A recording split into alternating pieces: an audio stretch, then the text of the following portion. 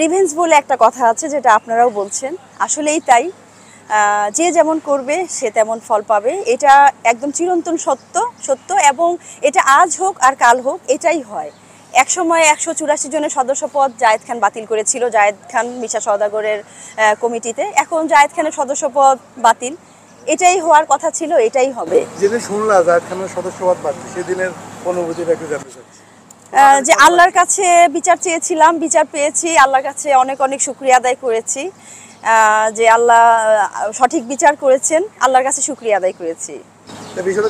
তোমাকে কেন বাদ দিয়েছিল? যেহেতু বিষয়টা আমার সাথে ব্যক্তিগত আক্রমণ থেকেই আমার সাথে এমনটা হয়েছিল। আমার কাছে কিছু অফার এসেছিল জায়েদ খানের পক্ষ থেকে ব্যক্তিগতভাবে, তো সেটা নিয়ে আমি মানে কোনো প্রতিবাদ করিনি, চুপচাপই ছিলাম। কিন্তু এক সময় দেখি আমার সদস্যপদটা নেই। এভাবে অনেকের সাথে, এক একজনের সাথে এক একটা কারণেই, আসলে ব্যক্তিগত কারণে জায়েদ খান তাদের সদস্যপদ বাতিল করে, কারো স্থগিত করে। তো এই তো একটা জিনিস আমি যেটা দেখি, সেটা হচ্ছে যে তোমার সাথে তো একসময় জায়েদ খানের একটা ভালো সুসম্পর্ক ছিল, জায়েদ খানের সাথে অনেকের সুসম্পর্ক ছিল, কিন্তু সুসম্পর্ক যখন ভেঙে যায় তখন মানুষও না কেমন জানি রিভেঞ্জ হয়ে যায়।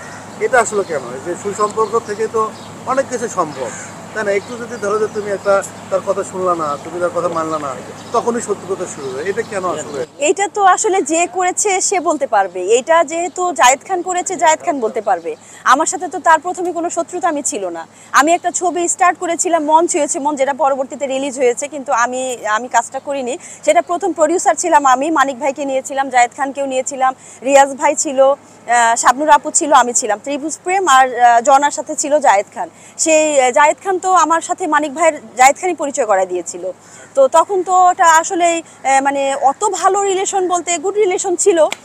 তো এখন তারপরে এসে সে কেন এতটা পরিবর্তন হলো, এটা সে বলতে পারবে।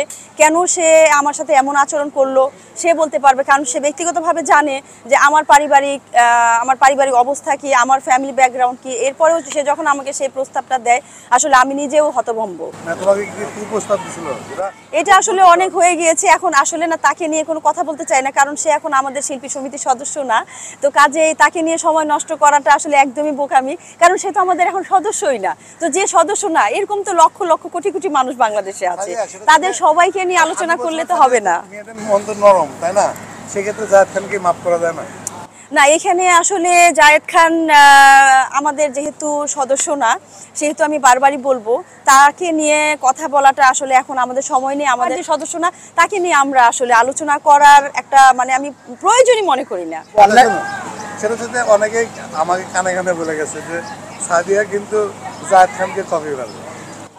আমি জায়েদ খানকে কপি? আমি তো মেয়ে, আমি মেয়ে আর জায়েদ খান ছেলে। এখন আমি যে ফ্যামিলি থেকে আসছি, ছোট থেকে আমি খুব আল্লাহর রহমতে খুব ভালোভাবে বড় হয়েছি, আমার শিক্ষা দীক্ষা আছে। আর জায়েদ খান যদিও জানি যে সে ঢাকা ইউনিভার্সিটি থেকে পাশ করে বের হয়েছে, কিন্তু তার কর্মকাণ্ড চলাফেরায় আসলে সেগুলো আমরা দেখি না। তো কাজে তাকে কপি করার মতো ওই ফ্যামিলির মেয়ে আসলে আমি না। এইসব আসলে অবান্তর কথা বলে কেন বলছে সেটা বলি। জায়েদ খান হচ্ছে গলায় একটা স্বর্ণের চেন। হ্যাঁ, সেটা তো আসলে বর্তমানে কিনে পরে আপনাদেরকে দেখায়, ঘড়ি টড়ি সব দেখায়। আর এগুলো আসলে আমরা পরে অভ্যস্ত, ছোট থেকে বড় হয়েছি, আসলে ছোট থেকে গোল টোল দেখি। এগুলো আসলে বলাটা একটা শরমের ব্যাপার, কাজেই একটা ফ্যামিলি ভ্যারি করে।